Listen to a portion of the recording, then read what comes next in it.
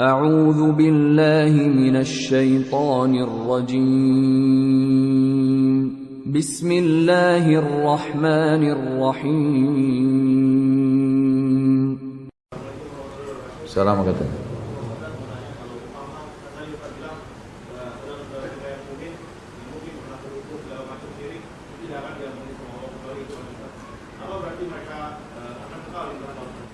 Kalau yang musyrik berbuat syirik besar, gitu kan? Syirik besar masuk dalam surah An-Nisa, Allah sebutkan. A'udzubillahi minasyaitonir rajim. Innallaha la yaghfiru an yushraka bihi wa yaghfiru ma duna dzalika liman yasha. Yang artinya Allah tidak akan memaafkan, maksudnya di timbangan amal pada hari kiamat orang yang berbuat syirik dan Allah masih memaafkan selain daripada itu. Dan syirik ada dua, syirik besar dan syirik kecil. Kalau syirik besar seperti menyembelih di kuburan untuk selain Allah, gitu kan? Menyembah, minta-minta doa kepada benda-benda mati bukan kuburan, ya. Ini semua adalah merupakan syirik besar. Dan ini harus taubat nasuha, harus taubat, memperbaiki. Ya, boleh lagi dia bergantung pada makhluk, ya, pada benda. Umar bin Khattab pernah menebang pohon yang dikenal dengan pohon Bai'atur Ridwan, ya. Jadi waktu Nabi SAW sedang di Hudaybiyah, kesepakatan Hudaybiyah, itu kan sempat Utsman bin Affan radhiyallahu anhu diutus oleh Nabi SAW masuk ke Mekah untuk negosiasi sama Abu Sufyan, karena Utsman dari suku Umayyah, Abu Sufyan juga Umayyah.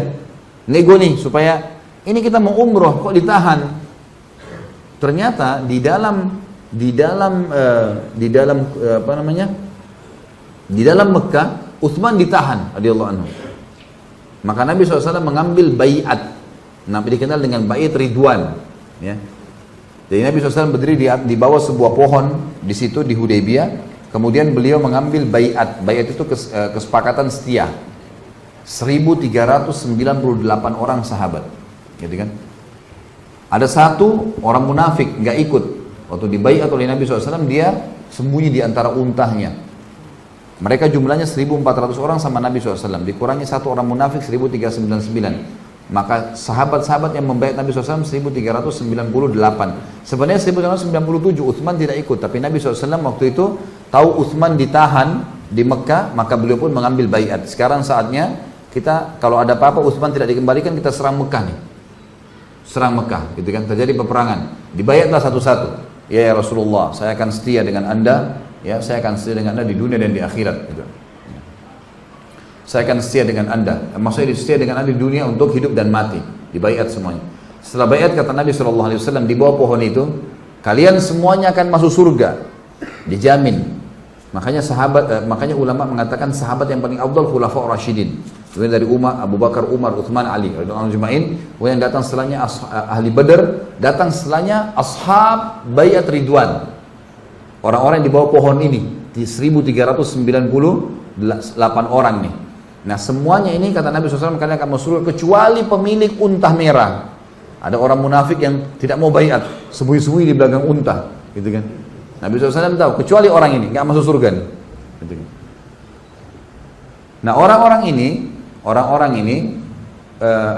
yang mengikuti baiat Ridwan, waktu mereka bubar, Nabi SAW tidak pernah lagi kembali ke pohon itu atau suruh sahabat datangin, gitu kan? Karena dianggap itu baiat yang suci, di bawahnya dijamin 1300 lebih sahabat masuk surga.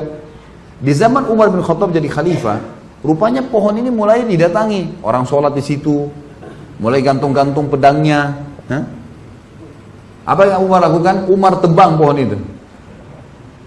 Sama Umar ditebang pohon itu. Gitu kan? Nggak ada yang pungkiri, nggak ada yang bicara apa-apa. Umar bin Khattab tebang, karena Umar tahu ini akan jadi kemusyrikan. Sekarang gantung pedang, nanti dicungkil, nanti dijadikan jimat, nanti disembah, nanti seterusnya. Jadi itu banyak orang melakukan syirik besar, gitu kan? Karena tidak tahu. Nah, sekarang banyak nggak kuburan di Indonesia yang hampir setiap hari didatangkan mobil-mobil trail besar bawa tanah di situ. Karena tanahnya dijual, dianggap berkah, diambil. Bahkan ada seorang ikhwan mengatakan kepada saya, dijual Ustaz segumpal tanah itu 75.000. Ya ini apa ini? Kenapa harus begini? Untung kuburan Nabi SAW dijaga, kalau enggak sudah habis tanahnya mereka ambil. Loh iya benar kan? Karena dianggap kalau kiainya, ustadznya bisa begitu, bagaimana dengan Nabi SAW? Pasti lebih. Tidak ada perintah ambil tanah, ini bahaya, menganggap tanah bisa memberikan manfaat kepada dia. Ini tidak boleh, ini syirik besar, ini bahaya.